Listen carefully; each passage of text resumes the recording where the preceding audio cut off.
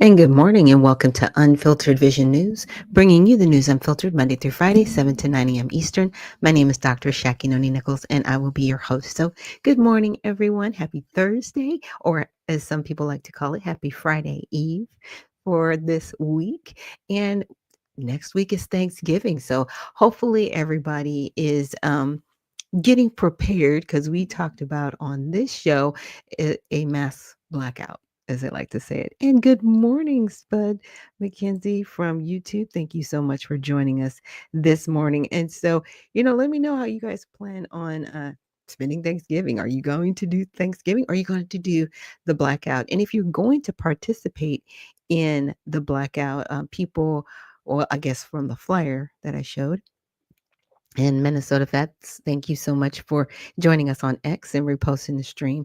Is from November 25th to December 2nd, no shopping, right? No going out. So be prepared. And when you do go shopping, try to make sure that you shop locally, right? Within your area. And if there are any Black businesses that you know of in the area, definitely make sure that you're supporting the Black businesses, but also, again, other local businesses in your area because that's what really keeps our economy going. I know a lot of the big box stores, they're out there, right?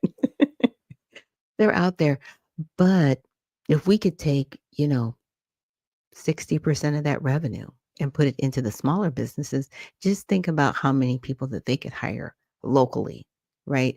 To continue to develop that small business mentality because we need to get back to that. Just that one-on-one customer service, people in your community, and definitely vet the people that you are patronizing.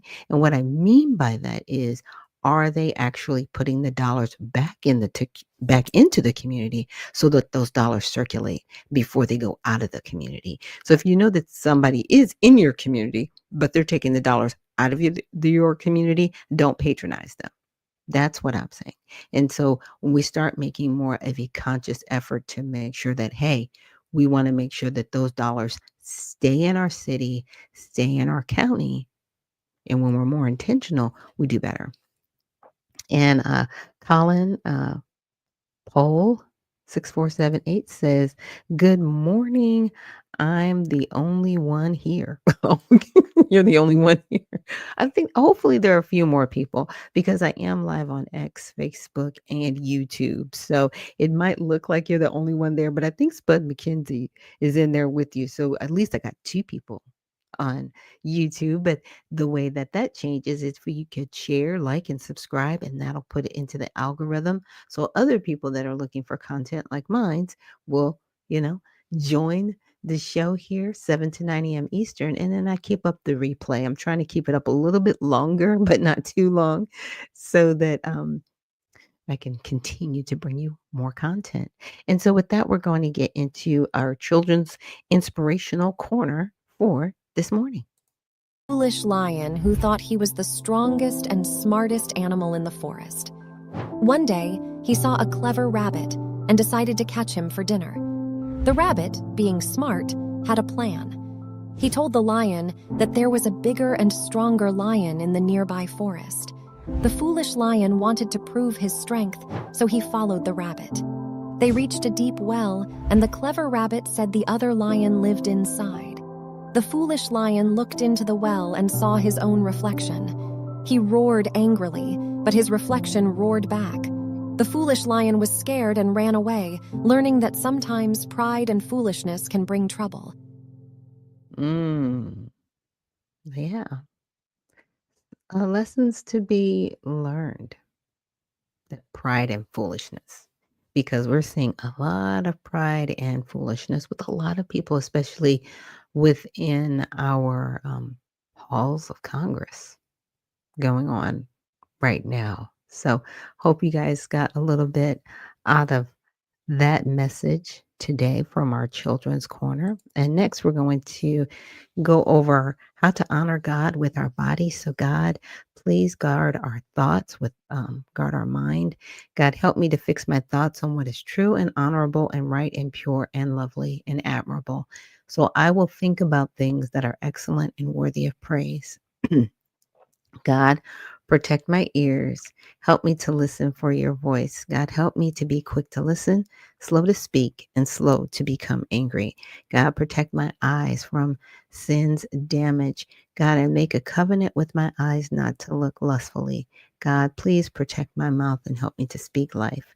God, set a guard over my mouth, Lord. Keep watch over the doors of my lips. God, help my hands to serve generously.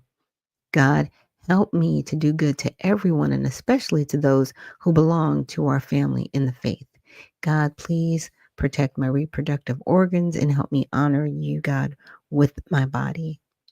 God, help me to honor you with my body.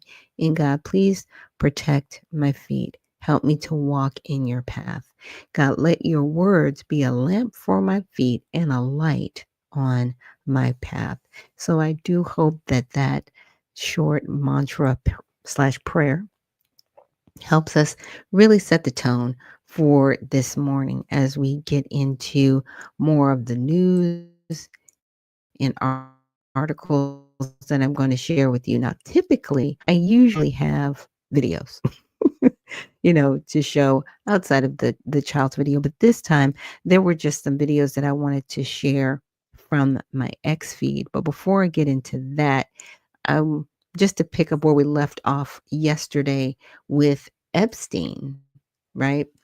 I just I wanted to know like how much information that they were able to gather maybe from his cell phone data because they never talk a lot about that. There was like the files and the list. I was like, we never talk about like what evidence did you even gather from his phone? Or like, he was actually texting a delegate from the Virgin Islands, which is blown up so interestingly, we'll say that, during a committee hearing, right, where they were questioning Michael Cohen. And this person, this delegate, her name is Stacy, she keeps trying to distance herself, like, well, just because, I take phone calls. I was like, ma'am, you were really casual with this person, like super cash with this person. And you're making it seem like, oh, that was just some delegate. No, at that point in time, he had already been basically more than accused of sex trafficking young girls. He had been implicated, right? So the probe had been exposed, right? And you're sitting here acting like it, there's nothing to see here. Hmm. I just I find that look Congress and it's fascinating what they're doing. But anyway, to any avail, I wanted to share this with you guys just to, like I said, I just wanted to know if any of the cell phone data had been retrieved, and it's like yes, they were seized in the 2019 raid on his Manhattan townhouse. Now, this was during Trump's first administration. So, according to official evidence, inventory from the U.S. Department of Justice, agents collected at least two iPhones, a black iPhone, right, and a white Apple iPhone. These were cataloged as digital evidence alongside other items like hard drives and CDs, right? So they got all of his electronic devices. But here's the thing it says, however, specific details about the phone's contents, like exact contents, remain sealed and unreleased. Because here's my thing he did a lot of things over his cell phone. He talked to people over these electronic devices. So I'm like, were there videos? Um, who's in the phone, right? Who are the dignitaries in the phone? And see, those things have remained sealed or unreleased. And the question is, are these going to be a part of this big data dump that the DOJ is going to do? That's my question. Right. And it says a 2025 DOJ review of over 300,000 gigabytes of the Epstein files, including digital evidence, found no client list or blackmail material, but it confirmed the exhaustive analysis of seized devices without detailing individual items like the iPhones. Interesting. So it didn't really get into like we have his iPhones, we have the people that he contacted on these phones, but they've cherry picked certain things that they have released, like that communication between Stacey Plassett and Epstein while that happened during the confirmation hearing. And there's videos on that. I've even shown them on the show. But no public reports indicate the phones yielded groundbreaking evidence, but their seizure and processing confirm they were reviewed. Okay, so we know that they got the phones, but they still haven't released what was on the phones. And like I said, I find that interesting because I know there are more um likely than not, we'll just say that allegedly, there were probably some very prominent people on those phones. Even outside of videos, it's the contact that he had with people on those cell phones, both of them. And interesting that he had more than one phone. So I wonder if there was, the different contacts or content on those different phones. So that's going to be something to look out for once President Trump signs this. Just saying. I'm just saying. I'm like, look, if we're going to go in, let's go all in. Let's do this. you know, I kind of like it. I kind of like what we're doing and where we are going. But the next piece, should say the next article I would like to get into is the federal courts and this redistricting that they're going to be doing. Apparently, the federal courts they struck down the GOP redistricting in Texas, right? Saying it was racially motivated. As a U.S. court in El Paso has ruled that Republican backed redistricting efforts for the 2026 midterms violated voting rights by prioritizing race, dealing a blow to the Trump's electoral strategy. Now, it's very interesting, and this is on NPR, right? Because I usually, well, and this is just my thing, the redistricting was based on how the voting went, right? Because a lot of the people, even though they were in blue cities, quote unquote, they voted majority for Republicans, right? Which would give the Republicans the ability to kind of shift what was going on. So I'm like, okay, all right, where is my story? I was like, where is my article? Oh, it's just got all these different articles. I'm like, where's my stuff? Sorry, you guys. I thought I had pulled this up. Nope. That's not it. It's not it. That's not it either. I guess I'm going to have to look this up. So thank you again for joining me. Oh, and Outlaw, thank you so much for joining. It says, good morning, founder. Good morning to you too. Outlaw Media, appreciate you. Let's see. Let's find it here. Hmm. Let's see. Let's look up GOP redistricting and see. Oops, I think that was it. Yeah. Let's. Nope. Nope. Nope. I'm like, nope, nope, nope. That's not it. Oh my goodness, you get here and the wonderful land of NPR, and it is on. Okay. Because I know it's been this is a pretty big deal if they're not able to do this. Oh my goodness. I'm sorry, you guys. This is kind of big data dump. I'm like, all right, have to do this, not necessarily the hard way. I don't want to do it the Grok way because I was really trying to find an article on this because, like I said, it's kind of a big deal what's happening with the redistricting, especially in Texas, because a lot of people use Texas as the bellwether, right? They kind of use Texas as that, okay, if it happened in Texas, what's going to happen to the rest of the country, right? And it's kind of sad that we kind of live and breathe by one state, but this is where we're at. So here we go. Because again, I was, you know, I'm, I'm kind of a news hound, which is why I have my own show.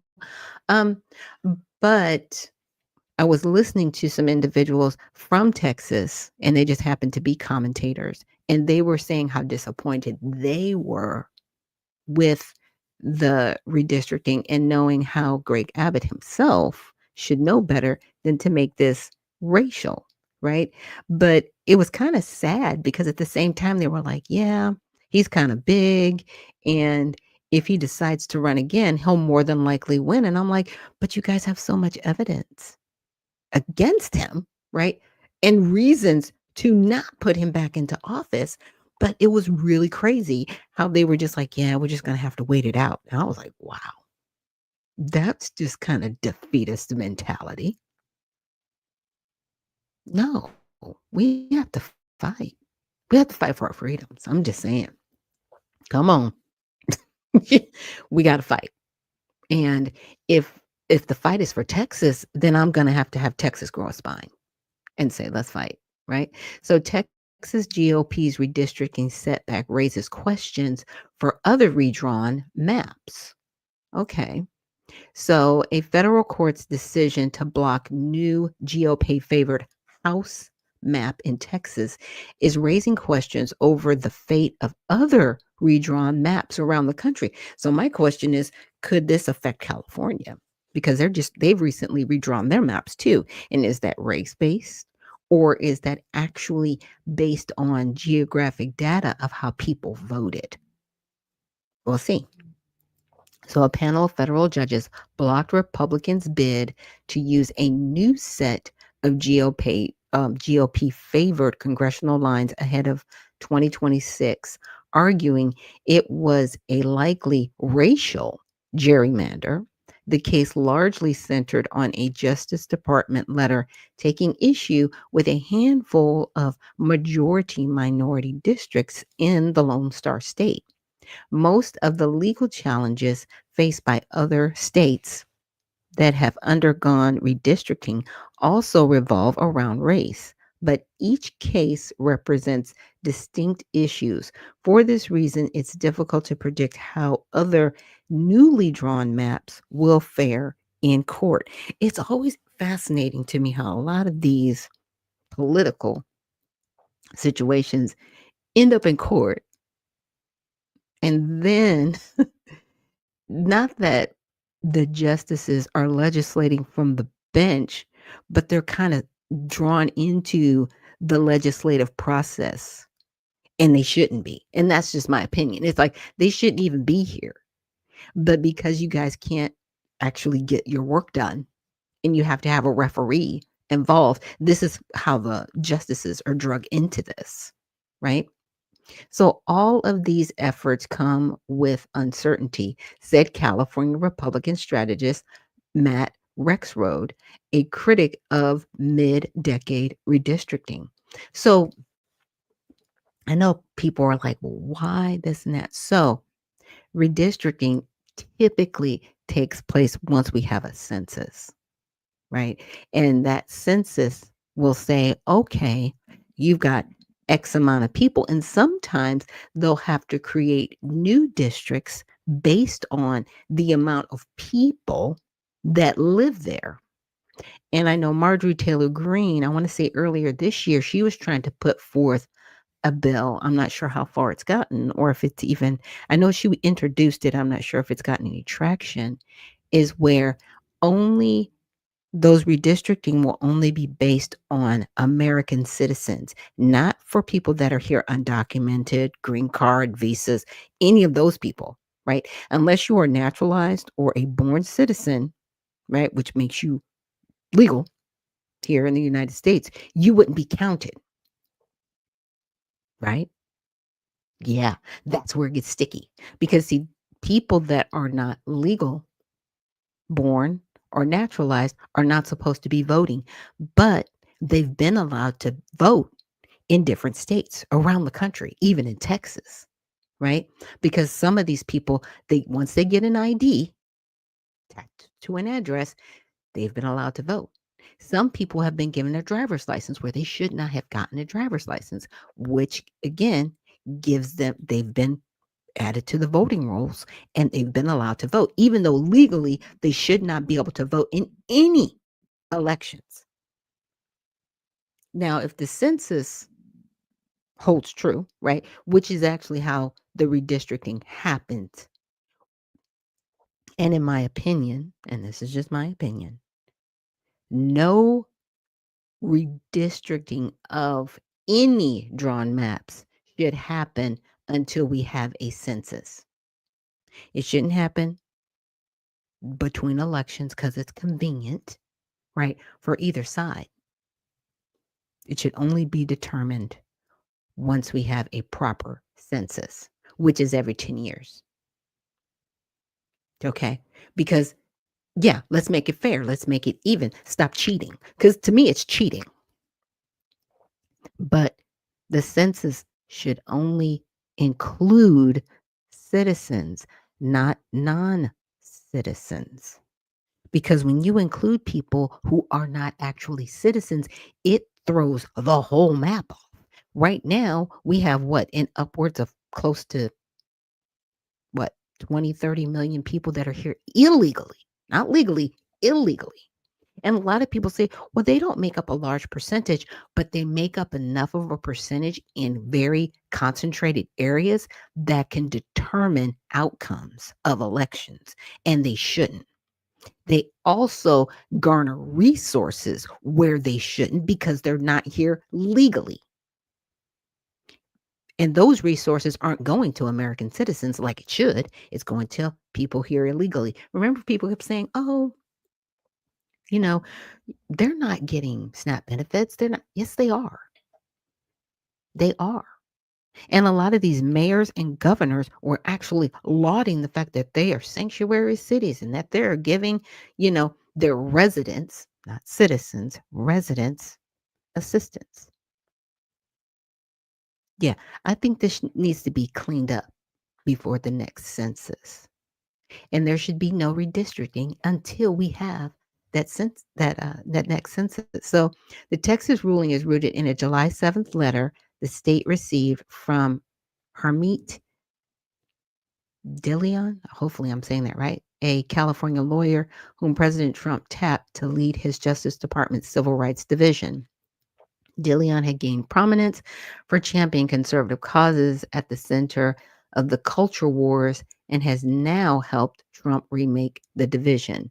In a letter, DeLeon argued Texas Governor Greg Abbott, Republican, to change the racial composition of the state's coalition districts, which refers to when multiple racial minorities as opposed to one combined to form a majority minority district. The congressional districts at issue are nothing more than vestiges of unconstitutional, racially based gerrymandering past, which must be abandoned and must be corrected by Texas. Okay. Because again, in Texas, unfortunately, just like California, they have a lot of people that are living there illegally and they're counting them as residents. And you would think, well, they have a Republican governor. Yeah. Yeah. That's the problem. How do you have a Republican governor and just blatant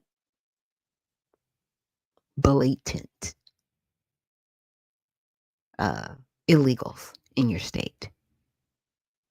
Yeah. So what that says a lot because that means you're not handling your business, Mr. Abbott. I'm just saying. I'm just saying. Just saying. It's kind of crazy. It's kind of crazy. So, significant portions of the court's 160-page opinion are devoted to the letter that Georgia's ruled. It spurred the map Texas Republicans ultimately passed, acknowledging it may have survived had the Trump administration instead sent a letter focused on improving Republican performance. But nothing in the DOJ letter is couched in terms of partisan politics. The majority wrote the letter instead commands Texas to charge 4 districts for one reason and one reason alone: the racial demographics of the voters who live there. Yeah. So hopefully they'll be able to get past this. But, again, we'll see. We shall see. And with that, let's take a quick break. And thank you guys again for joining me here on Unfiltered Vision News. And we will see you on the other side.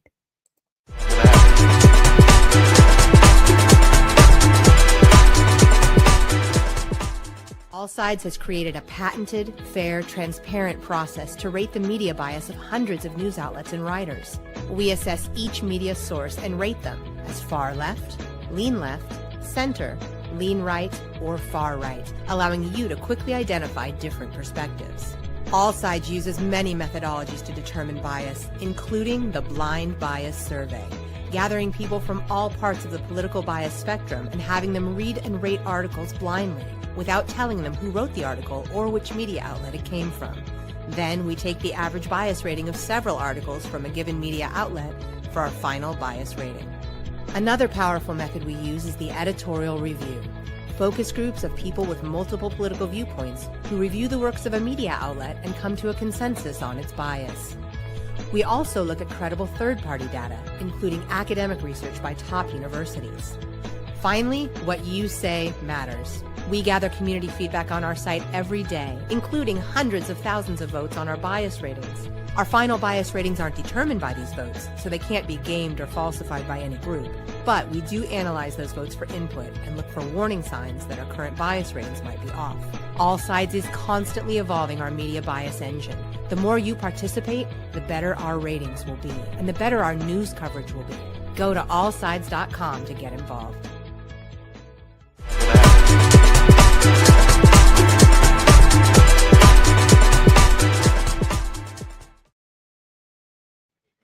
Good morning and welcome back to Unfiltered Vision News, bringing you the news unfiltered Monday through Friday, 7 to 9 a.m. Eastern. My name is Dr. Ashaki Noni Nichols, and I will be your host. And the next piece of, I should say the next article I want to get into, I don't even know if I can call it an article. I'm just kind of piecing together this information as I was going through and just doing some research. I really wanted to take a step back outside of the, I won't call it regulated news media, but I'll just say, a lot of people, they'll be like, ooh, what's trending on X and what's trending here, what's trending there. So I did go through and I researched in Grok and I was like, well, what's important right now? Like what information maybe isn't being talked about that should be talked about, right? And I came up with this. Well, I should say Grok came up with it through my research. I said, give me some articles to talk about that really affect the United States. And one thing that it brought up was this, and I was really surprised about this. Okay. So the following list events for the 2025 United States, as well as predicted and scheduled events that have not yet occurred. So there is this group, it's called 5051. So 50501. Okay. And basically following the election of Donald Trump last year, okay, the beginning of his term saw him extensively used executive orders and gave increased authority to Elon Musk through the Department of Government Efficiency, which they later termed Doge, right? Leading to mass layoffs of federal workers and attempts to eliminate agencies such as USAID. And a lot of people say USAID is gone. It's not gone. They still have about 250 employees, and they report directly to the Secretary of State. See, before USAID, they just did whatever they wanted to. And what they had found in actually auditing this agency is that they had over 14,000 employees. The money was just going to where they thought best, and they never had any oversight, and they had no reporting, right? So they didn't even have to report to Congress. Congress was like, hey, give me this information. And they were just like, we don't have to do anything you say. And they didn't. That was crazy, right? Only the president could really tell them what to do because it was put in place by an executive order. So it was never really law. They were never really legally bound as an agency. And they still live by executive order. That's why the president of the United States was to be able to fire everybody and change it. But either way, but I digress. So what I wanted to, bring that up is to say there were a lot of changes that happened in the beginning of the year.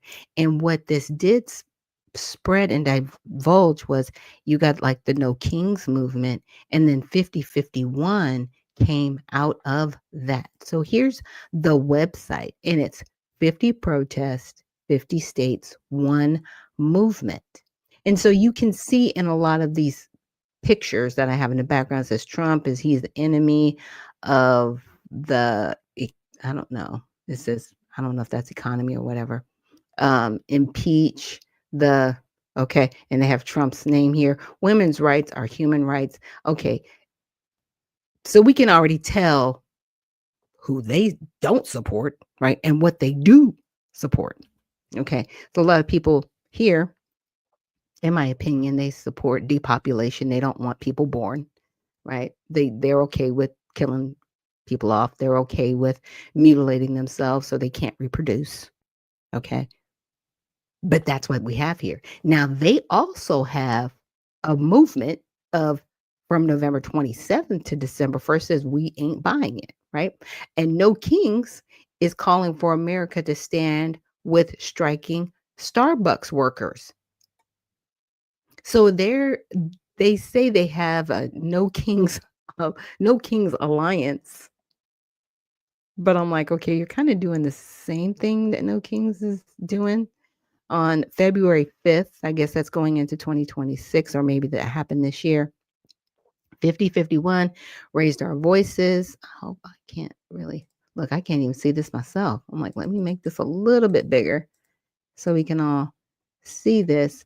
But I wanted to raise awareness that there is another group out there, right? Very similar to No Kings.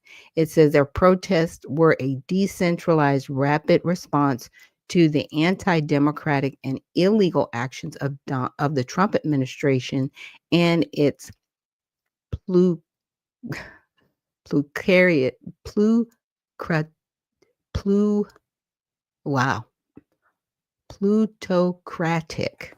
I had to break that one down. Allies.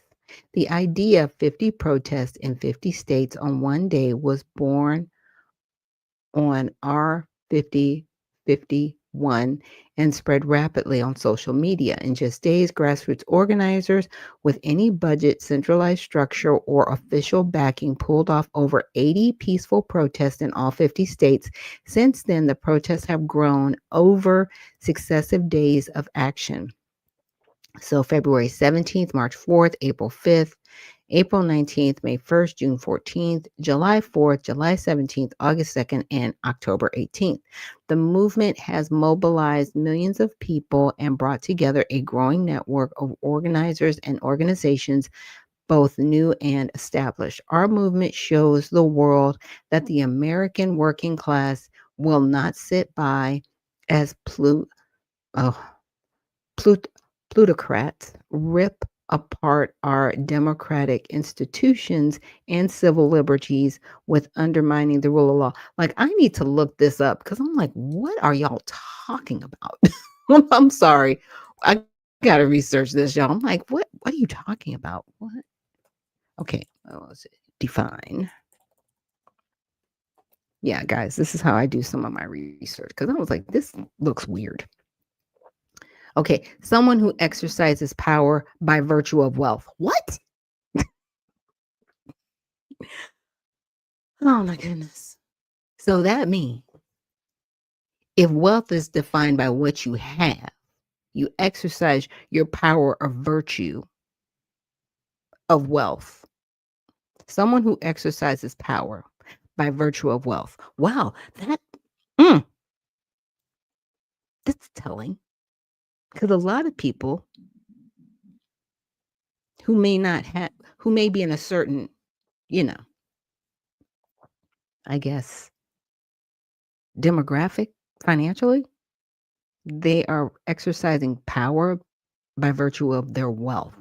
Okay. Uh, plutocracy. Okay. All right. Plutocracy is a society that is ruled or controlled by people of great wealth or income.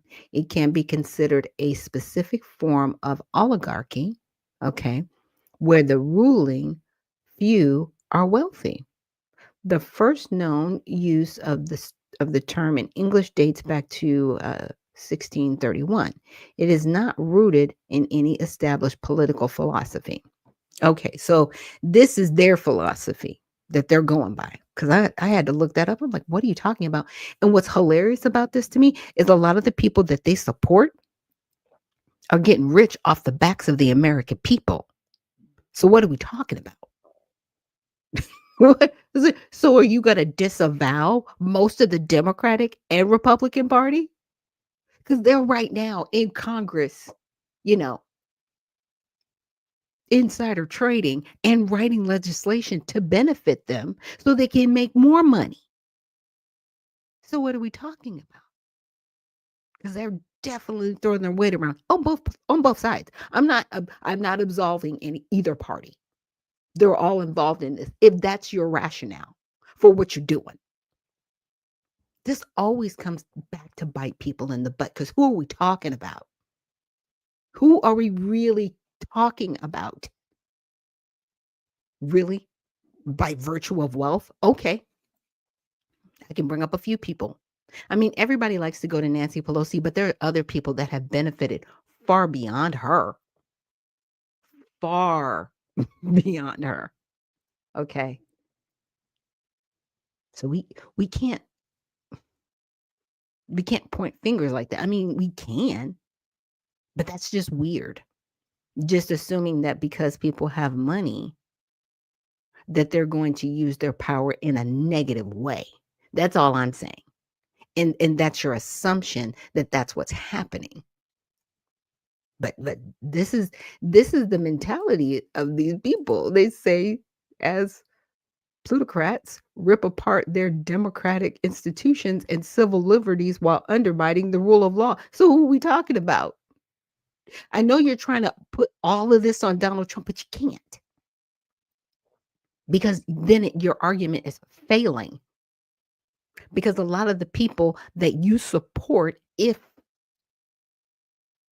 you're supporting them, are in the wealthy class.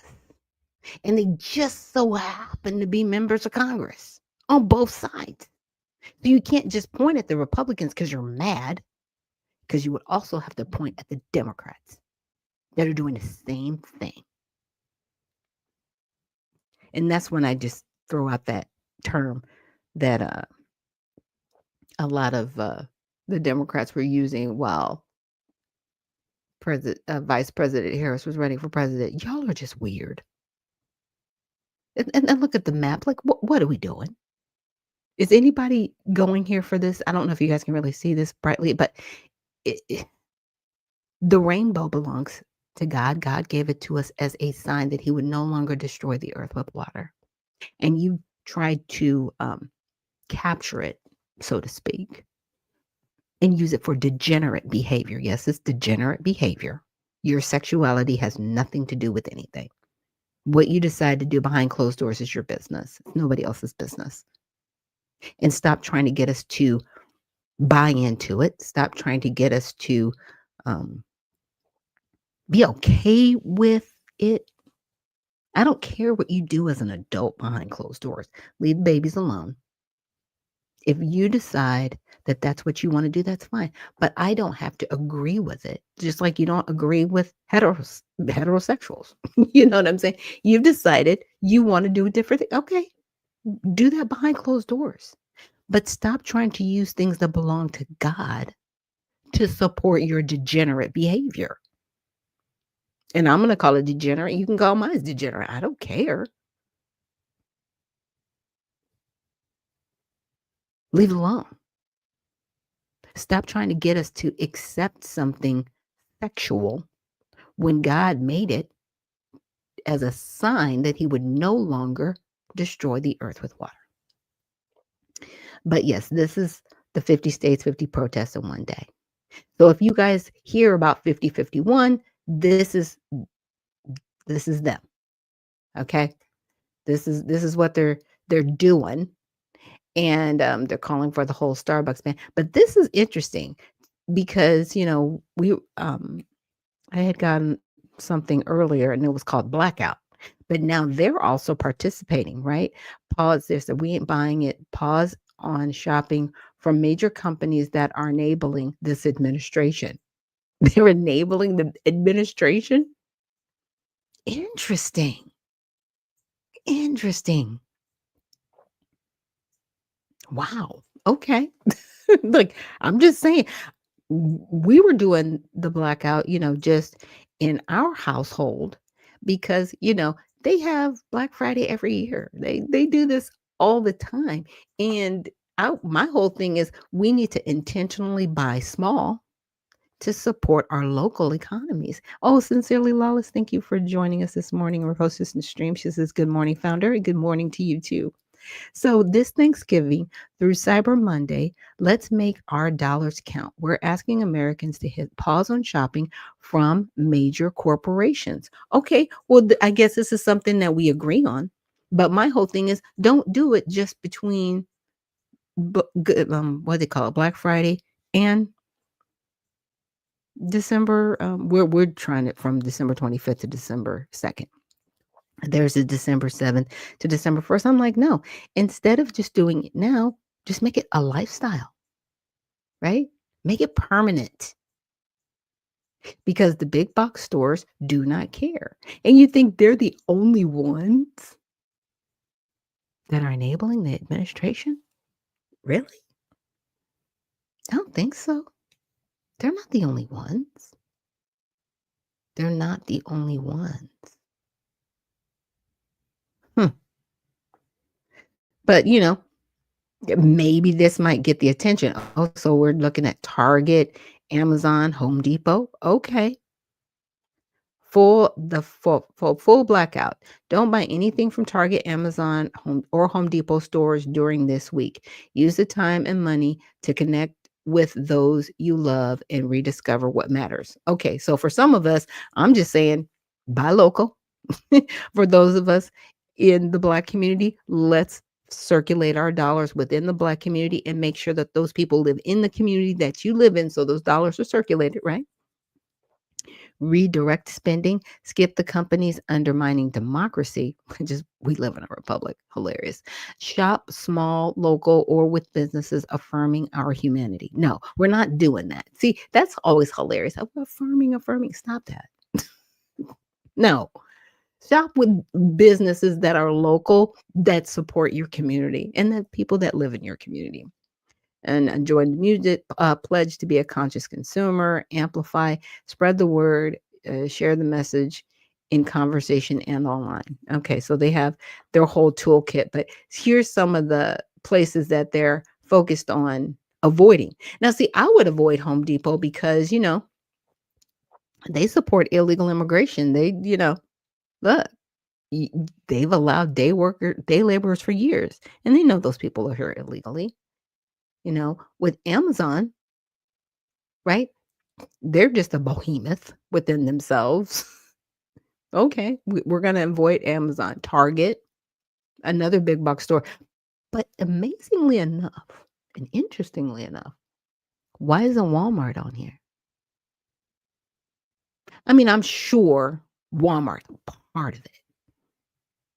But why are you really just focused on these? They said this action is direct aim at Target for caving to the administration's biased attacks on DEI. Okay. I always, wow. I, mm, because Target said that they weren't going to do it.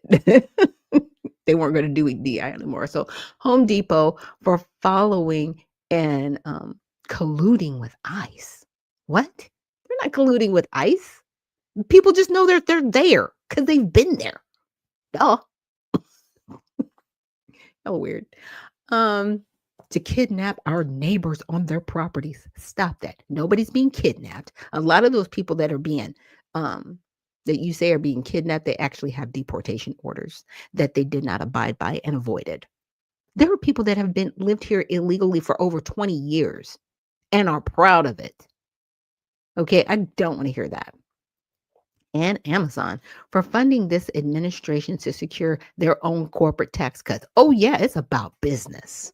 Okay. Yes, Jeff Bezos was there with bells on at the inauguration, like, I will do whatever you say, sir, because I want to keep my tax cuts so I can continue to make billions of dollars every year. Yes, about business at the end of the day. They are not thinking about you guys. Not like that. Let's keep it a buck. Let's keep it 100. But let's talk about all the small businesses that have actually used Amazon as a come up.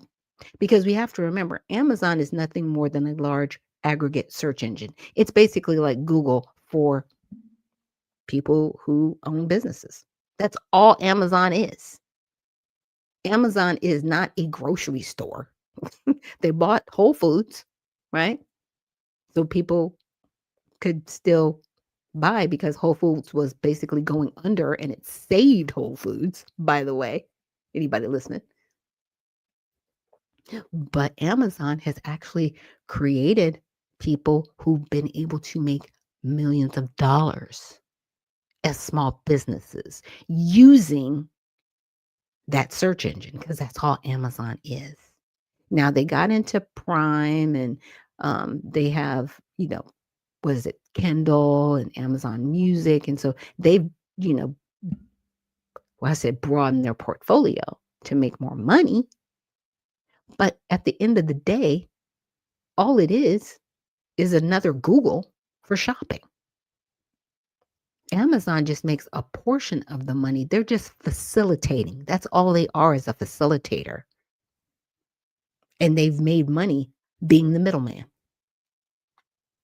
Okay, if you don't like Amazon, make another one. But this isn't why they don't like Amazon. Let's find out why they really want to get into these companies. So Target, let me make this a little bit bigger for you guys. Because look, it's like, come on. I know I'm like, I need to make this a little bit bigger so you guys can see it too. So for Target, Target has rolled back their DEI initiatives, which included ending programs that help Black employees advance cutting financial support for Black-owned businesses and removing LGBTQ products from their stores. So that's why y'all are mad? That's why y'all are mad. You're not mad because Target's making money. You're mad because it's just going after Black people. Stop using us as your emotional support pets. Progressives, by the way. DEI never helped Black people. It actually helped other people in other races. You just use Black people for it.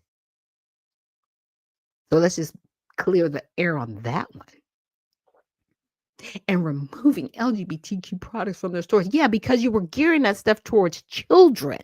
What is wrong with you? Out in the open, yeah, Target started losing a whole bunch of money because people were like, we're not going to subscribe to degenerate behavior being subscribed on our children.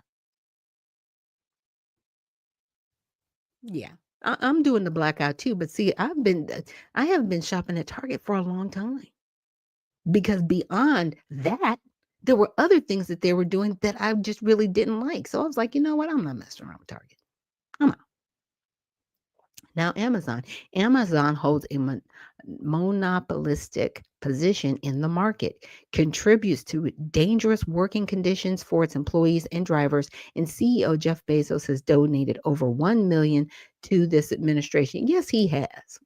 He sure has, because he's trying to stay in good graces.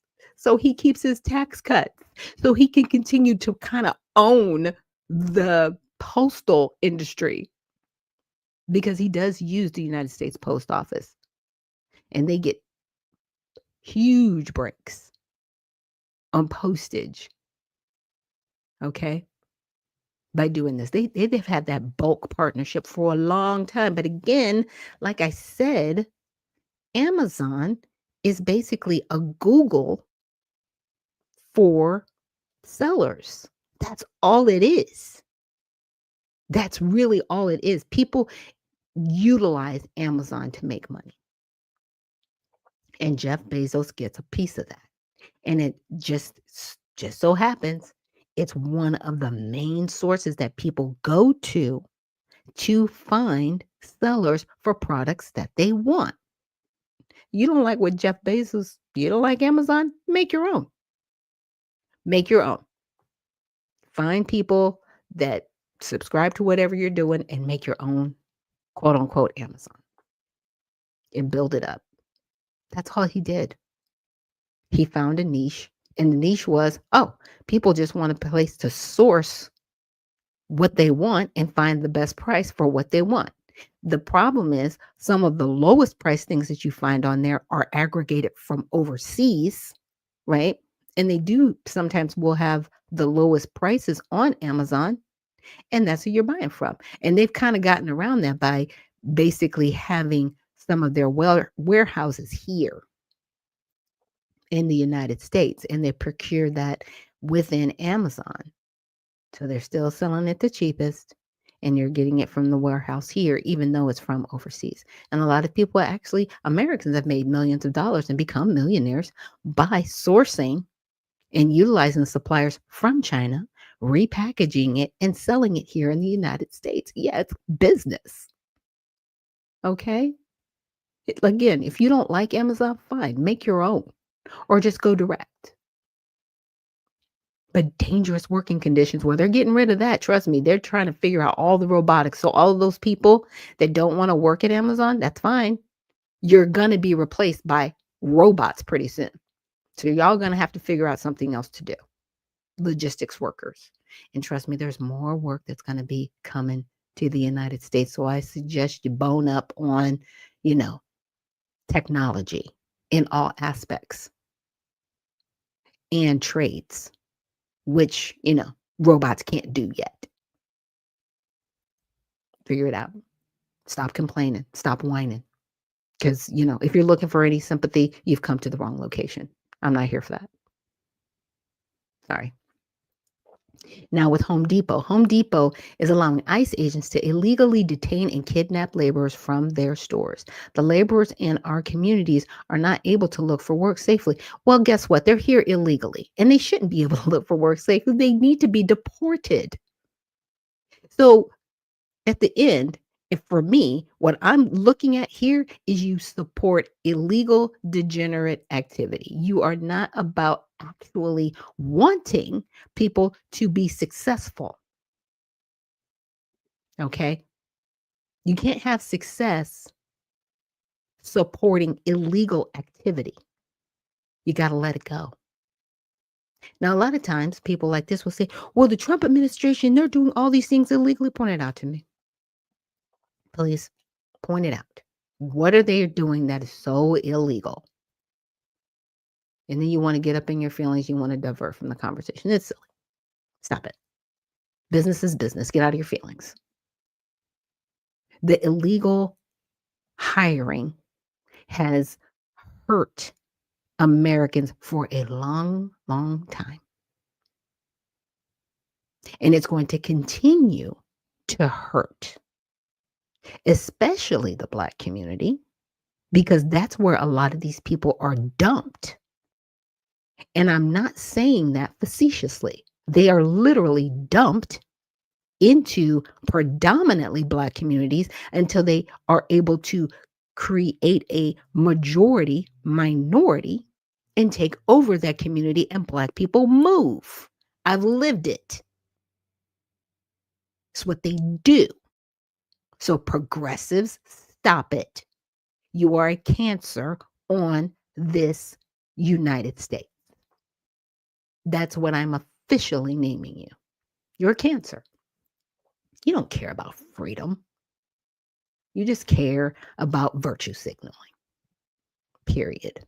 That's where I'm at with you. Yep, you care about virtue signaling. You care about just looking good for the cameras and crying and, oh my goodness, I can't believe that they've done this to these people. Stop it. Everybody's exhausted and they're tired. And they just want to take care of their kids safely, right? And they do not want our country infested with people who are here illegally, who do not have any regard for the law, who do not have any regard for our Constitution or our country, because they came here illegally and people accepted them and have been fighting for them. Yeah. You've created a class of people who don't care about this country. And now it's on. Now it's just on. Okay? Now we're in the middle of a civil war that we didn't even start. But this again is a part of the 2020 replacement migration put in place by the United Nations. And here we are. We're living it. It's no longer coming, it's here. And it's been here for a long time. And now we're finally waking up and seeing it like the boiling frog. Yeah, the water's boiling. You're going to jump out of the pot, or you're just going to sit and roll over. Yeah, the fight's on. It truly, truly is. So we're going to take a quick break. And when we come back, we're going to just get into some more news articles that I found on X, and then we'll check out all sides. But if there are any men in the audience that would like to come up today to join me here live, it's open mic for Mighty Men Thursday. So again, thank you so much for joining me here on Unfiltered Vision News, and we will see you on the other side.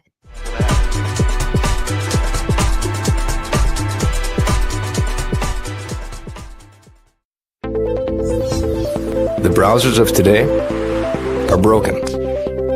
They've been overtaken by a barrage of sneaky and annoying ads, trackers that follow your habits, and cookies that build profiles, and all sorts of other internet clutter that's taking precedence over the content that you want to see. In fact, these useless bites can take up to a whopping 50% of page load times, with a third of it anxiously trying to learn more about you.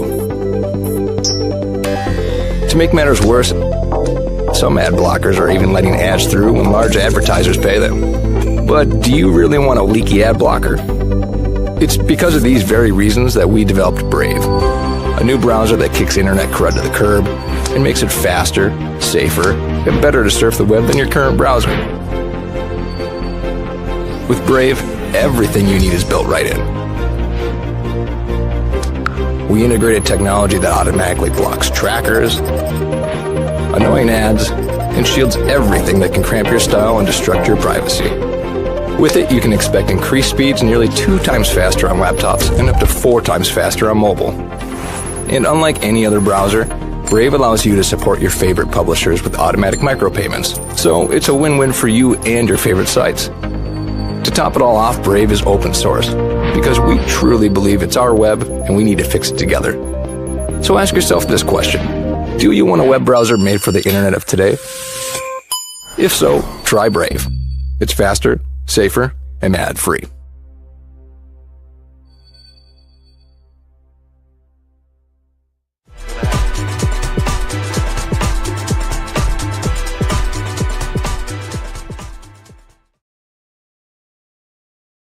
And we are back. Thank you so much for joining me here on Unfiltered Vision News, bringing you the news unfiltered Monday through Friday, 7 to 9 a.m. Eastern. My name is Dr. Ashaki Noni Nichols, and I will be your host.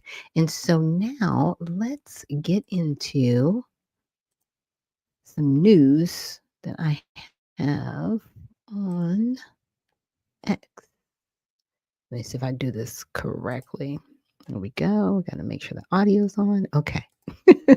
Because what I didn't realize when I initially started doing this is that I needed to make sure this button was clicked so that I could actually share news with you guys. So, what you're looking at now is a post from Representative Ellen Omar, and she says the Pedophile Protection Party tried everything to keep the Epstein files from coming out. That's why we needed to pass a discharge petition to get a vote on the House floor to get the truth out because GOP leadership refused to act. It's time for answers and transparency.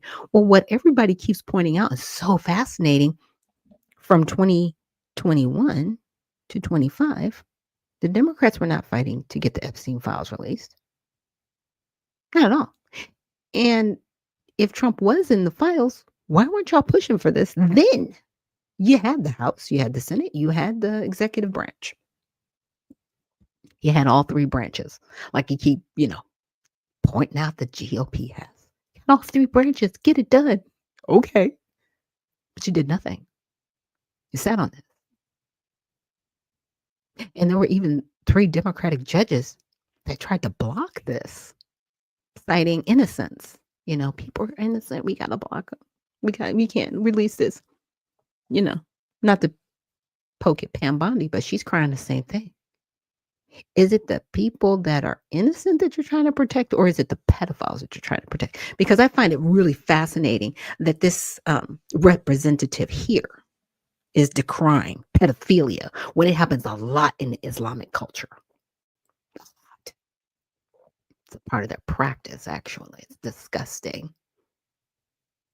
Yeah. You need to look in your own backyard before you start poking and calling people out. See, I'm going to call them all out. And that thing that she's wearing, the hijab, that needs to be outlawed in our country, federal and state level. And I don't want to hear, oh, it's for religious purposes. No, it's not. No, it's not. Stop hiding behind religion for your degenerate behavior. That is a sign of being conquered. We're not doing that here in the United States. And I'm calling the Trump administration, and I'm calling for members of Congress with a spine to say that thing that she's wearing is outlawed. The beekeeper suits, and I saw one in the flesh. And I live here in Georgia, and I saw somebody wearing that, and I just looked, and I was just like, no, no. Anybody dressed like that, you need to be deported with your baby and never be allowed to come back in this country. If you want to do that, go to the country that's doing that and allows that and is okay with that. We're not going to be okay with that anymore here. Now, I might get a lot of backlash for putting this out there, but I'm going to put it out there. Take that degenerate behavior, and it is degenerate, and we're not falling for it. Oh, it's just my religious practice. No. Get a wig. I wear them all the time. I think they're great. If you want to cover, okay? Or get off the soil, because that's not what we're doing here. And I'll get into some other degenerate behavior that we have here in the United States that we just have to take care of, because we are definitely over sexualized in every area, from infancy up to, whatever. Get it together. Get your purity together, right? That's another conversation. But this conquering situation here, this person, yeah, that should never be allowed in the halls of Congress or anywhere on the soil, ever, anywhere. But let's hear what she has to say.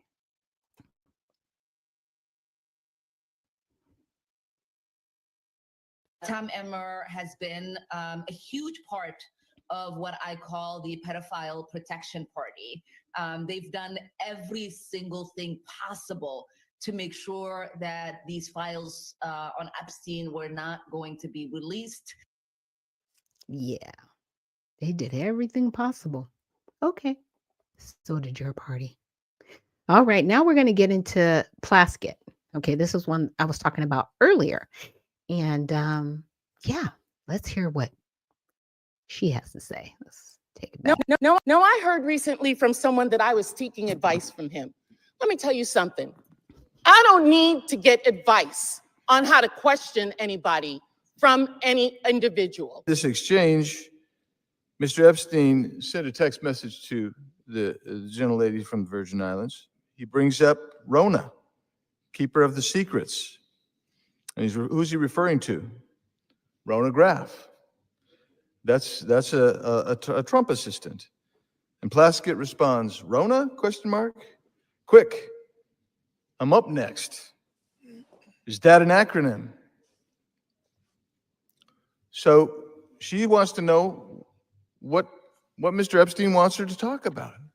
Don't you find that interesting? I find that really intriguing, especially since we know what Mr. Epstein was. And Epstein responds, that's his assistant. Doesn't really say much more than that. And then Plaskett starts questioning Mr. Cohen and asks about Graff. So not only was she texting, having this communication with Mr. Epstein, she's asking Mr. Cohen what Mr. Epstein wants her to ask. Another text says from Epstein, good work. Yeah, good work. But she was saying it with her whole chest. I don't need any advice from anybody. Really, ma'am? I mean, they are going in full bore, 10,000%. It's just crazy looking. All right. Now we have Mr. Raskin. Hold on one second, you guys. I got to sneeze. I don't know what's going to happen. Okay, it happened. Ugh. Sorry. So Nina Turner, this is from her response to something else. She says, the American people are tired of this type of blind partisanship. Some things cannot and should not be defended. What? What? Thank you, Miss Nina. Oh my goodness. So Jamie Raskin defends Virgin Islands delegate Stacey Plaskett for texting with Jeffrey Epstein, saying she took a phone call from one of her constituents. Now he's a constituent. Make up your mind. Pick a lane. He's either a pedophile or he's a constituent. What is it? He's either a convicted felon or he's a constituent. What is it? Because at the time, he had already been outed for sexual assault against minors. At that time, that she was texting him. At that time, that she was questioning Michael Cohen. At that time. So what is it? Constituent or confirmed pedophile? Like what are we talking about? But Mr. Raskin, I'm telling you, attorneys are really interesting. The spin on this, the spin, you guys. Now they want to take a former United States prosecutor, the representative of the people of the Virgin Islands, and without even going to the ethics committee, much less a court, they want to arraign her on some charges based on a newspaper article that she did something lawful. However ill-advised it may have been, she took a phone call from one of her constituents. Now, wait a minute. He said that you heard him throw in maybe as ill-advised. Why would it be ill-advised, sir? Why are you throwing that in there? As ill-advised as it has been, a news article, she was literally texting this person.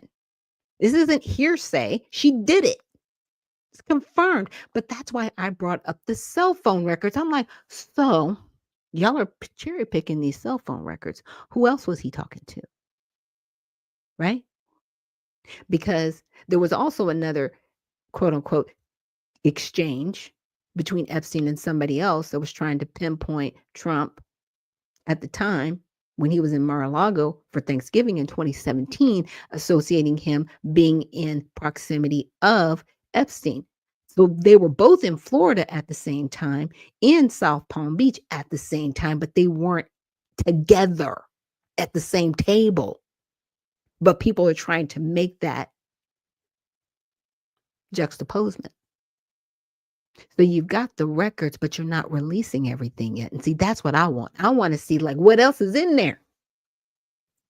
Y'all didn't cherry pick this, but now it's backfired on you. Now you're sitting there going, even if it was ill-advised, it wasn't ill-advised. He had her phone number.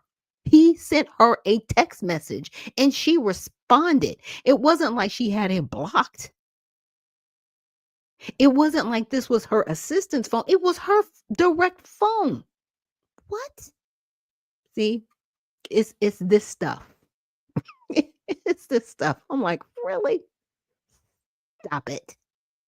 I don't think it is the position of the very distinguished gentleman that if we find Jeffrey Epstein on the phone with Donald Trump, he should be impeached for it? Or is that his position?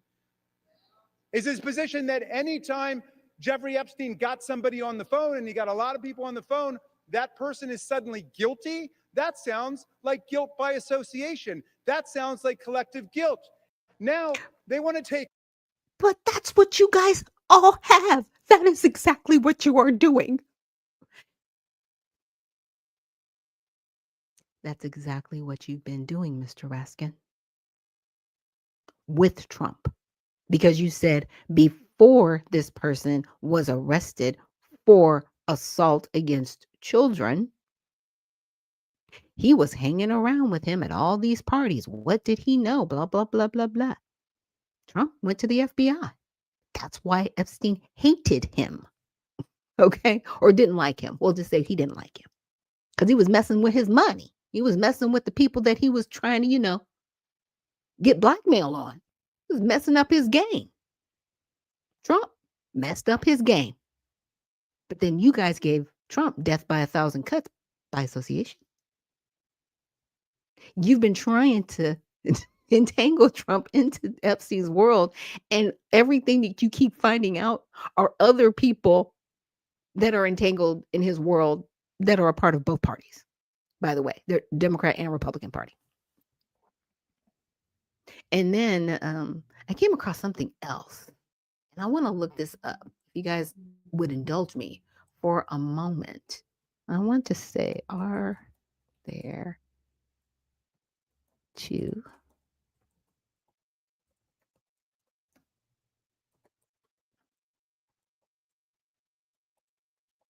donated? Oops.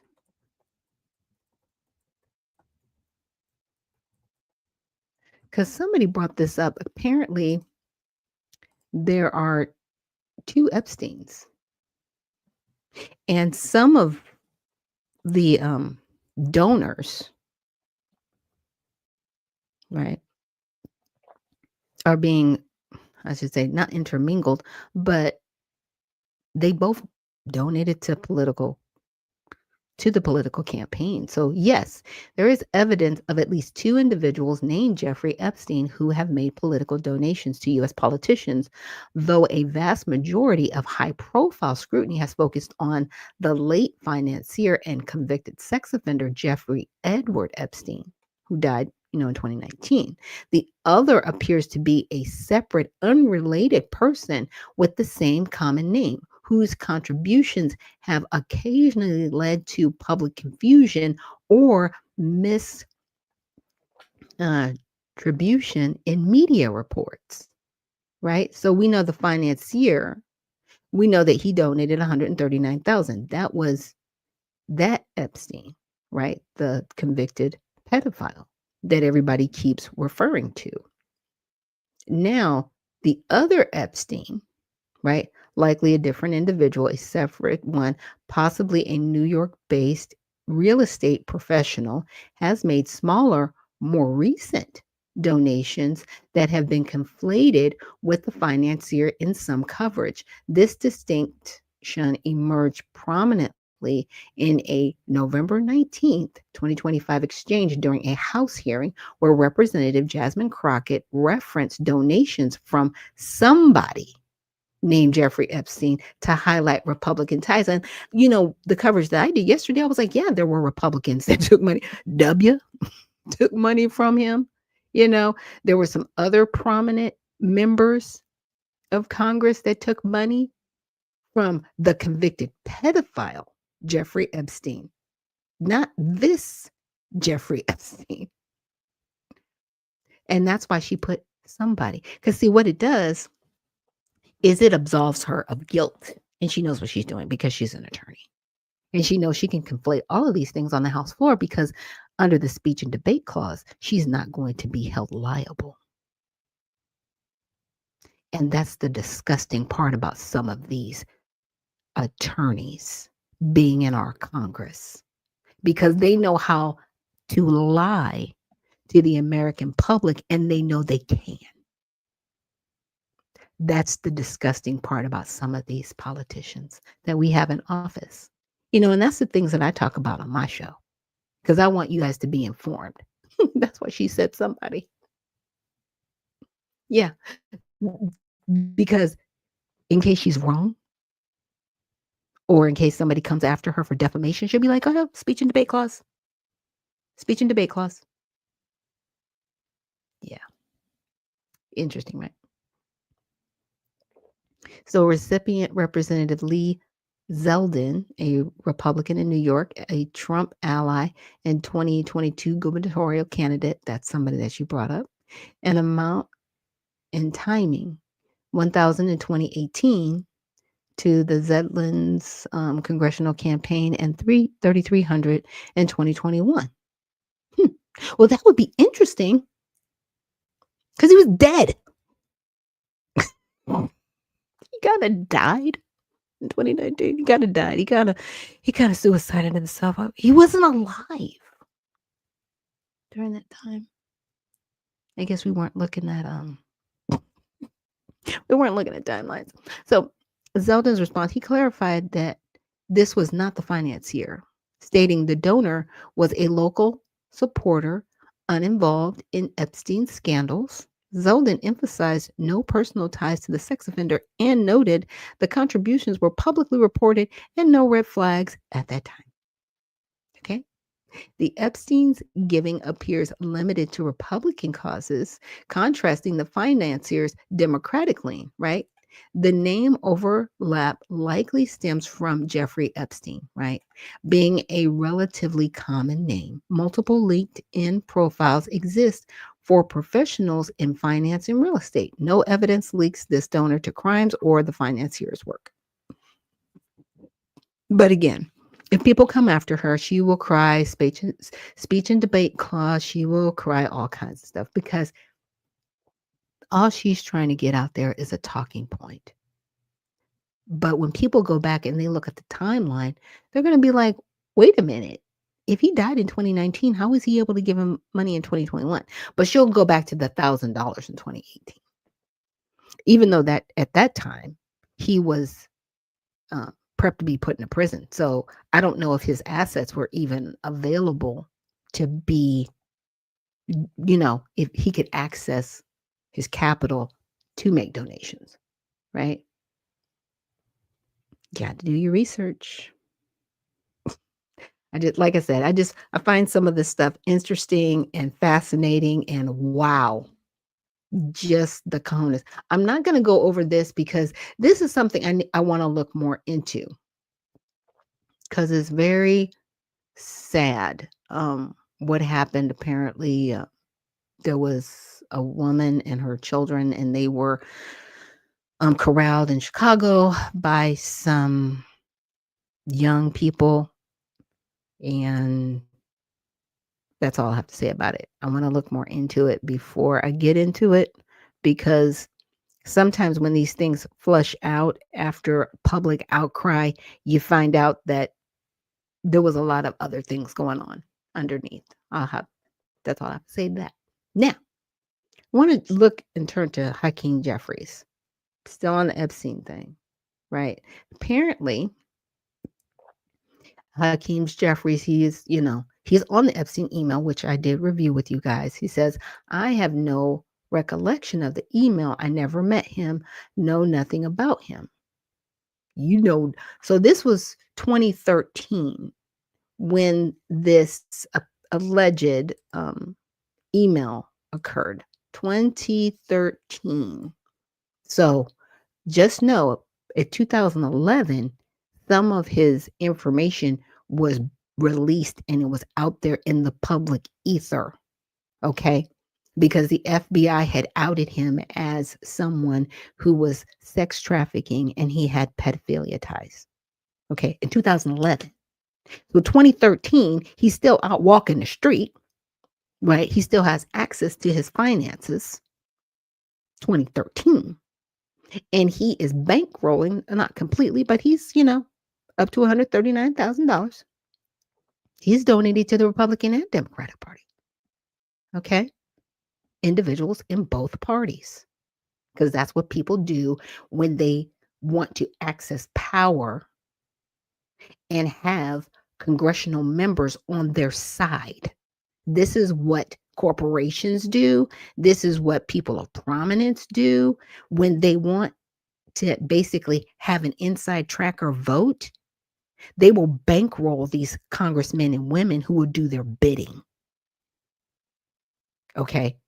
And in my opinion, nobody in Congress should ever get any money from anybody. They should just be able to run. You're like, well, how can they do that? Well, stop expecting them to spend millions of dollars on advertising. Advertising should go back to what it used to be. Because, see, I used to work in advertising, and we would call them politicals. And politicals actually were only about a third of the normal rate of an actual spot. So let's say a spot's $100 regularly. Someone who was a politician or running a political ad, they only had to pay $33 for that spot, right? They charged them at a different rate because at that time, it wasn't about how many ads you had on the air. It was about, okay, you're only allowed so much airtime. Where are you going to use it to get your voice out to the masses, right? Because that was pre-social media. They didn't have Facebook at that time. They just had billboards and radio and television. Those were the largest mediums, right, to get your word out there. And then, of course, door knocking and, rallies like they still do today. But then somebody was like, wait a minute, we can make actual money off these politicians. Psh, forget that 33%. They've got to pay 100%. Actually, you know what? We'll charge even more. Because a lot of these politicians started getting bankrolled. Political action committees, right?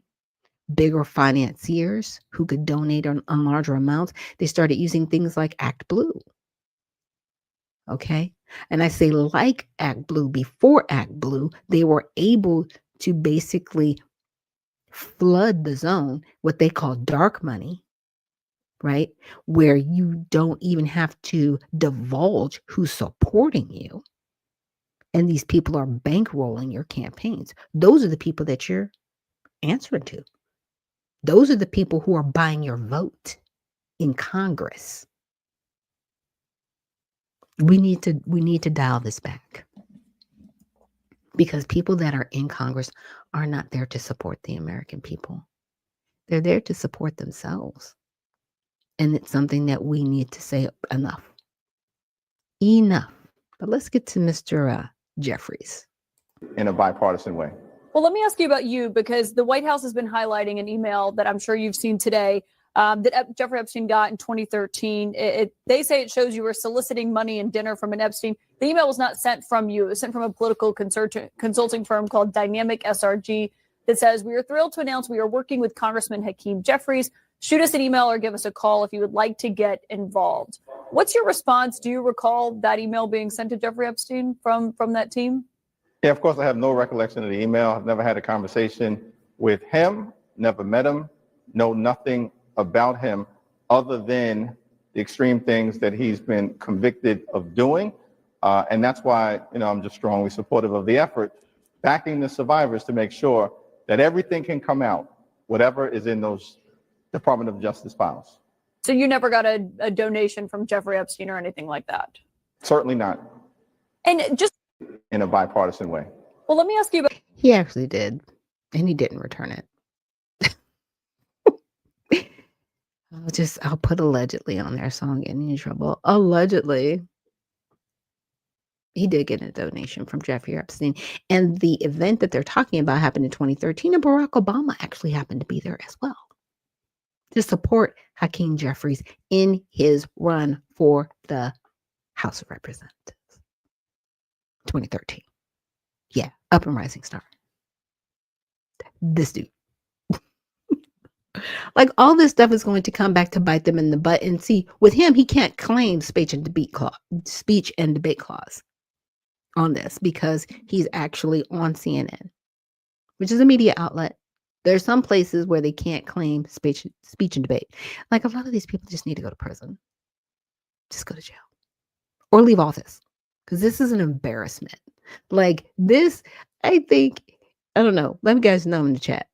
Is this one of the few times that you feel embarrassed by our representatives in office? It's embarrassing. It's truly sad what has occurred in our country with some of these representatives. Now, this one I came across, and I thought this one was fascinating because this gentleman, he's talking about ICE has got to calm down because it scared off the foreign workers. Yeah, just a bit. So he does installations. And Mrs. Evans at 916 says, hire Americans, guarantee your delivery times, and make sure you pay them what you paid your illegals in cash daily. It'd be your own people. Yeah. That's what we need to start doing. So I suggest, it's my suggestion, if anybody is out there looking for work and they have, some construction skills or even not, go to Home Depot, because guess what? They're still looking for day laborers. They are still looking for people to put to work. Go there, American citizens. And then what you can do is reinvest that money in yourselves and get your licensing and get your certifications in electrician, carpentry, plumbing, all those trades. Because then you could be the one actually facilitating other workers where you're kind of, almost like an Apple One for day laborers. Like, do that for Americans, so that those that may not have those trades and skills can get those trades and skills on work sites. And guess what? With Americans, they already speak English. So there's no language barrier. And guess what? There are Americans that are out there that will work their butts off. They just need to be given the opportunity. That's all. That's all it is. But let's check this out. Yo, this is a message to ICE, man. Y'all gotta stop, man. Damn, Hispanics don't even want to come to work, man. Now y'all fucking with my bread. Y'all fucking with my bread. Now it's my cheese, man. Look at this. This is the quietest I ever seen a work site on a damn Tuesday.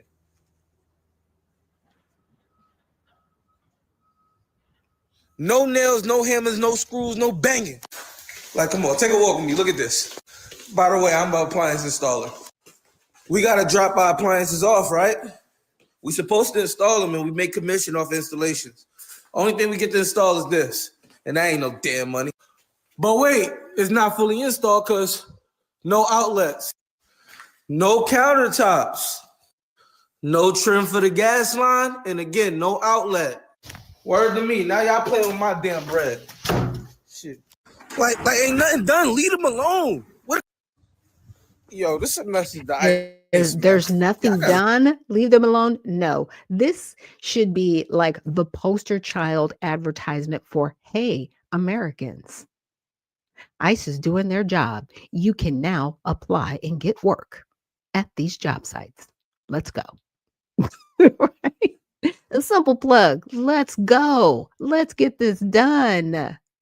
There is opportunity now around every corner. And see, even though it looks like grunge work, a lot of these people are making upwards 6 figures being electricians, wiring the house, where you're not necessarily doing the labor part of the wiring, you're doing the labor part of actually just installing the outlets. And that comes hourly. They make decent money.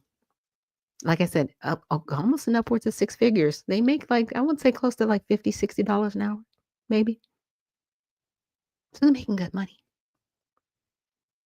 But again, they need people to continue to build these houses because see, right now, the housing prices are definitely out of control. They're talking about 50-year mortgages because we have more people than houses. Again, when there's more demand than supply, the housing prices go up.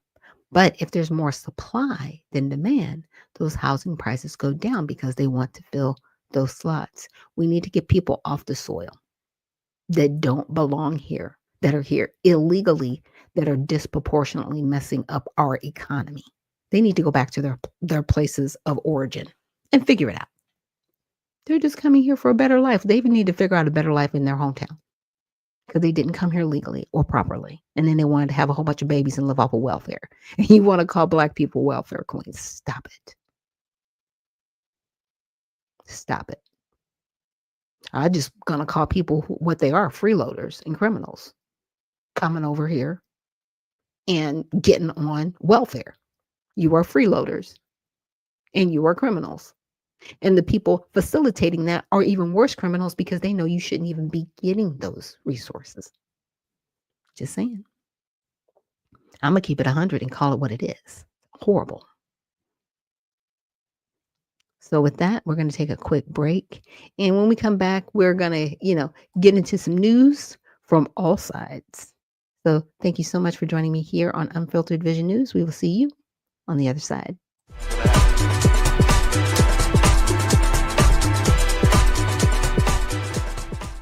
At All Sides, we believe unbiased news doesn't exist. To get more clicks and make more money, media outlets often report news with a left, right, or sensational slant, either to suit their own agenda or because by telling us what we want to hear, we'll come back for more. Several news outlets in the center do a good job of portraying both sides equitably, but for the most part, American news media is biased.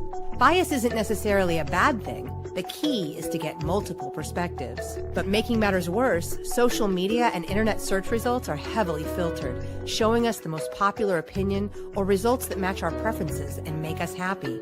That means we're all living in filter bubbles, where we're only exposed to viewpoints we already agree with, making us less informed and less tolerant of different people and ideas. At All Sides, we give bias ratings for hundreds of media outlets. By freeing people from filter bubbles and providing different perspectives, we can all be better equipped to understand the world and each other. So how do we do it?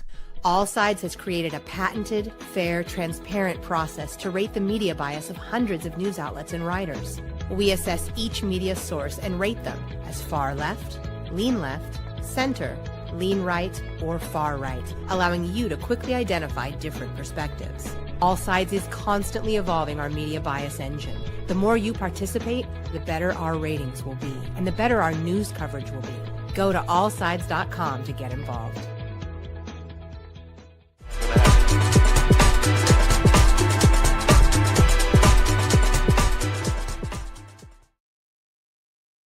And we are back. Thank you so much for joining us here on Unfiltered Vision News, bringing you the news unfiltered Monday through Friday, 7 to 9 a.m. Eastern. My name is Dr. Ashaki Noni Nichols, and I will be your host. Thank you so much for joining me here on Unfiltered Vision News.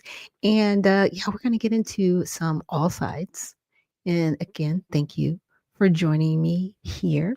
So let's get into it. Let me share my screen again. I always forget.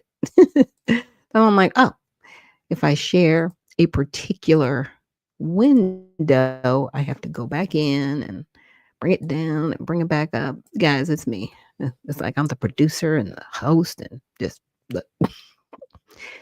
At least my camera hasn't fallen. And that has happened before on my show. So let's get into some of this news. So this one, it says new info emerges on attempted Trump assassin Thomas Crook's online presence. So I think this was the assassination in Pennsylvania, if I'm not mistaken. Just kind of reading through. But yeah, this was the one in Butler, Pennsylvania, because I was like, there's been many attempts on his life. I think there was like one in Florida after this, and then yeah, there's like stuff that we don't even know about. Because when people get to a certain level and the rhetoric, unfortunately, is at the fever pitch that it has been for a long, long time, people get death threats, right? They see Trump as enemy number one that needs to be removed, and you know, it is what it is, unfortunately. So a controversy surrounding the FBI's handling of the case of Thomas Crooks, the man who attempted to assassinate President Donald Trump in 2024, has sparked a media debate as emerging reports reveal more about Crooks' digital footprint, right? And so, we're talking about, basic social media, online presence, that whole thing. Okay, so on Monday, the New York Post that leans right bias reported sources who reviewed Crook's alleged online activity found 17 different accounts reportedly associated with Crooks. It described as a sustained pattern of violent posts, extremist comments, and political violence related searches, including threats and violent artwork attributed to his secret social media accounts. The Post also said these sources identified two possible deviant art profiles associated with Crooks, a platform known for having a notable furry community. Interesting. It noted the accounts were connected to Crooks through publicly available research tools, but the FBI has not confirmed the authenticity of the alleged profiles or the online activity. Another New York Post article quoted Congressman Mike Kelly, a Republican from Louisiana, who said the FBI had stonewalled investigators and never shared those files. Now, I'm wondering which FBI we're talking about, because at the time, that was a different FBI director, or is it the current FBI director? Now, a lot of people have not been very satisfied with the current FBI director because he had complaints about the previous director. He actually had worked in a previous FBI, right, under an FBI director. I'm not sure if he was in the last administration, but he was in the Obama administration, right? Complaining. This happened, but now he's acting crazier than the other person. So this always makes me wonder, and this is just me, and this is just alleged. When I look at Kash Patel and Dan Bongino, right, two people that had previously worked for the federal government. Dan Bongino, he used to be in Secret Service. Kash Patel, he worked for the FBI. They are now the current FBI director and assistant director. They haven't kept up with their quote unquote promises, right, to the American people. And I'm like, were these people, were they plants for Trump, right? Were they, and ride with me for a second, were they actually put in place to kind of speak to Trump's ego and do the best that they could to get within his sphere, to get these jobs, to derail the administration in an area where it's been a sore point for Americans for years? I'm just saying, was Trump set up with these two people? That's all I'm saying, because looking at what they've done since they've been in these positions, where before they were like, yeah, we're going to do this and we're going to do that, and they have done nothing but make it worse. for this current administration who said, we're going to be transparent, we're going to get to the bottom of this, we're going to drain the swamp. And you've done nothing but be worse than the swamp. I'm just saying, allegedly. Was this a setup? Were they more foe than friendly? I'm calling foe. I'm going to call it like it is, because that's what your actions speak to. In my opinion, it's just my opinion.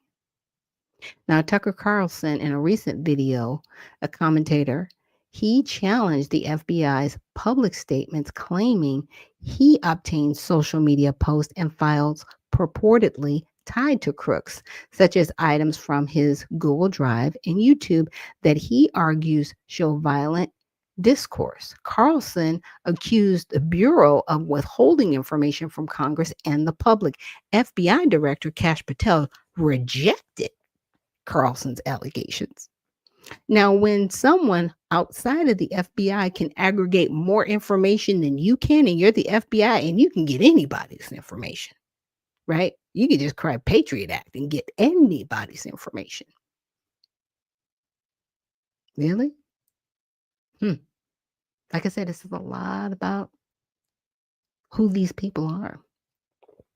And are they going to go so scorched earth? Because, you don't get to be the FBI director forever. You can be fired. Okay? Because it's an appointment. It's not an elected position. It's an appointment. So you can get fired. Okay? So where do you go after you're done? Because right now, no one that trusted you before you went in is going to trust you when you leave. So I hope you got plans. I hope you I hope you got some real good investments in whatever island you plan to retire on. You're just going to be there and, sail off into the sunset, because no one's going to want to talk to you after you leave.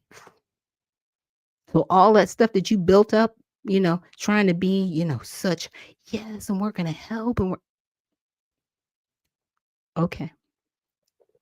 Now, for context, in July 2024, crooks opened fire from a rooftop overlooking the Trump campaign. Yes, we know about all this. Okay.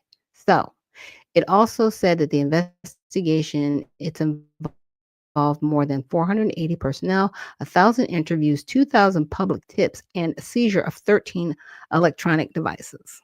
Right? So the New York Post first covered the story in an interview with Fox News. Right, the New York Post columnist Miranda Devine, who's right, detailed the findings and drew parallels between crooks and Charlie Kirk's alleged assassination.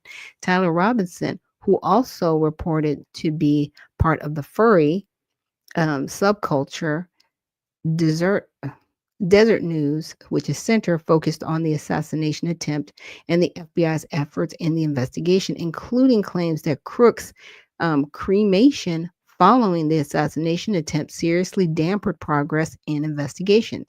It also mentioned crooks and Robinson's involvement in the furry community. CBS News that leans left, sharp clips of Representative Mike Kelly, a representative from Pennsylvania, saying the FBI stonewalled investigators. It highlighted crooks' shift in political ideology from being pro-Trump to being anti-Trump without mentioning the Furry Association. Honestly, I think the Furry Association is a distraction to get people emotionally riled up and look over here, look over here. It's like they cremated this dude before actually closing the case. It was like, nope, we found him, we're done. People were yelling saying, hey, this guy's on the roof. Is that the guy that was on the roof? Because, even with the Charlie Kirk's assassination, when I was like, this person that you've got does not look like the guy who could have carried this out. And now all of these questions are coming up. When they were like, we got our dude. Did you really? Do you really? Do you really have your guy? Are you sure about that? Yeah, we'll see. I'm not going to get too much into this, but NVIDIA outperforms earnings predictions amid AI bubble fears. So NVIDIA is it's an AI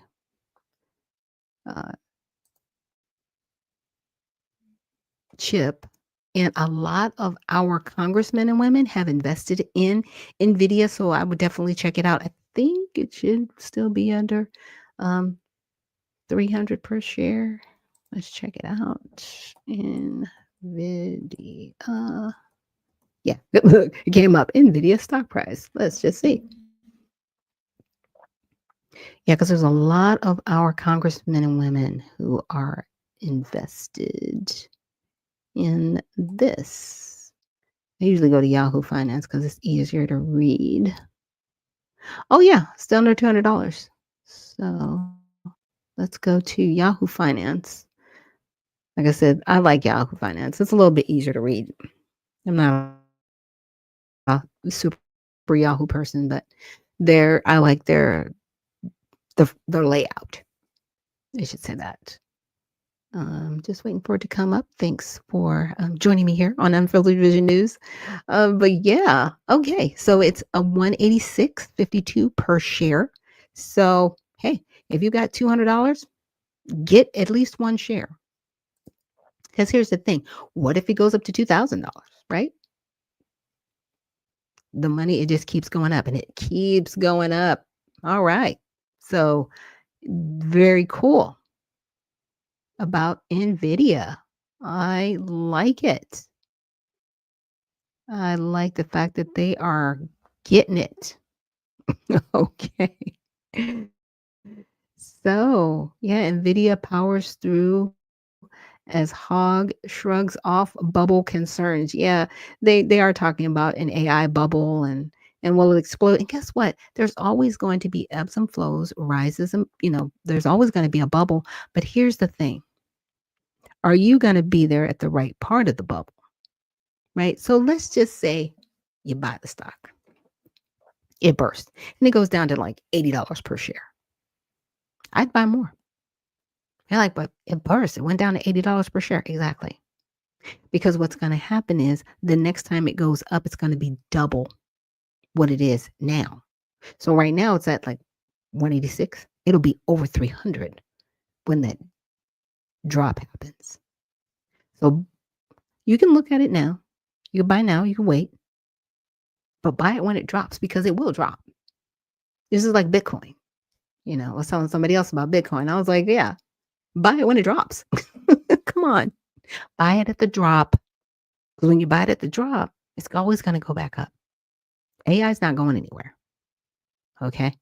So you gotta be at the right part of the investment. This is not investment advice. This is just my own little prediction. I don't trade a lot, but I do invest. Okay. So the fears of a crash. When speaking of potential downfall of AI investments, the head of Google's parent firm Alphabet said, "I think no company is going to be immune, including us." He told the BBC, that's center bias, that the exuberant investments being made in AI are both rational and there are elements of irrationality through a moment like this, comparing the current boom of AI to the surge of investment in internet companies in the late 1990s. Some analysts worry this surge may collapse similarly to the dot-com bust in the early 2000s, according to the BBC. But this is what happened with that dot-com bust. They recovered. Yeah, they did. The tech boom, it was going. And that was during when former President Clinton was in office. And everybody was like, yeah, he was doing so great. And he did do well. They had our country at a great point. Social Security was solvent. It actually had an overage. Our medical, totally in place. Nothing was wrong. I mean, the economy did really, really well during that time. I don't think we were involved in any wars or anything like that. Then W came in. Yeah, that dude. We got into Afghanistan and Iraq. Okay. Mess with our money. And they said, oh, we have extra money in Social Security. Social Security has never been the same ever since. Okay. Our insurance has gotten worse. Our health insurance has gotten worse since. And that was under Republican leadership. I'm not calling out anybody. I'm just saying that's how it happened. That's how it went down. That's how that bubble that burst. But guess what? It recovered. AI is going to go through the same advent. It's going to get high and everybody's going to be like rushing in. It's going to burst. The bottom's not going to all the way fall out. Why? Because people have built infrastructures on AI. So it's going nowhere. It might be restructured. And I think it'll go through that restructuring to make sure that the general public is not able to utilize it and make the money off of it that they are now. And that happens with a lot of these technological efforts. And that happened with the tech boom. Anybody else a Google? How many other Googles are there out there? I mean, look, Microsoft was behind and they brought up Bing. Anybody using Bing? Anybody using Yahoo search? No, everybody uses Google predominantly. But see, they were there at the tech boom. They went through the fall and they came out on the other side. It is what it is. So all I'm saying is follow the patterns and invest wisely. But just know that they are trying to figure out a way so normal people like me, you, and others cannot benefit off of AI. They're really, in my opinion, they're trying to consolidate it so that we will be on the opposite end. And Freeman Chief says human prompts may be a niche humans can fill during this AI era. Yeah. Interesting. Human prompts. Yeah. I think so. Because even with the movies, they continue to try to create these AI movies. Like humans will still go to movies even if we make it without them. Really? Okay. Y'all need to figure out how you're going to keep people going to the movies because you can barely afford it. You can't, it's like it's over $100 to take like 4 people to the movies. And that's without food. Just saying. That's without food. So you can't get popcorn, you can't get nothing. You can't get anything. So what are we doing? What are we really, really doing? And what can be done? Right? I think we can do better. I think we need to wait out these tech movements. But I like that. The human prompts may be a niche humans can fill. And it is. Because right now with trades still needs humans. Robots can't do that work, which I'm glad for. Right? Even doing what I'm doing now, like some people, they make these like AI generated images of themselves talking and making videos. Are like, yeah, I can use my AI. And it's like, you know what? People still want a human touch. People still are going to want to see content like mine. It's like right now. Not that I want anything to shut off or fall apart. Because again, it's just me. But people that are human want to still interact with humans. You still want to go out to a nice restaurant and have a human waitress, not a robot. Because I've been in some restaurants where they have these little mobilized robots that bring food to your table. Yeah, it was an experience that I was just kind of like, I didn't like it. And I haven't been back to that restaurant since. Because I'm like, I'm not doing that. I'm not paying for this. I would much rather interact with humans. And that's what we have to get to. We have to take back our humanity and let the tech people know, hey, there were certain things that we are just not going to give up. And that's our humanity, right? Okay, I'm trying to, wow, okay. My layout doesn't want to change. Interesting. Okay, change layout. Oh, there we go. Yeah, technology. Like I said, it is what it is. And I work with it, not against it, but I don't want it to replace the human experience. And that's what we need to hold on to. So thank you so much for Freedman Chief Justice Reparations for bringing that up. And with that, we're going to end our Mighty Men Thursday. Tomorrow, we will have our Prayer with Fridays, where we will be praying in Thanksgiving and cover going into the weekend. So thank you so much for joining me here on Unfiltered Vision News. And remember, stay well, stay focused, and stay unfiltered. We'll see you in the next one.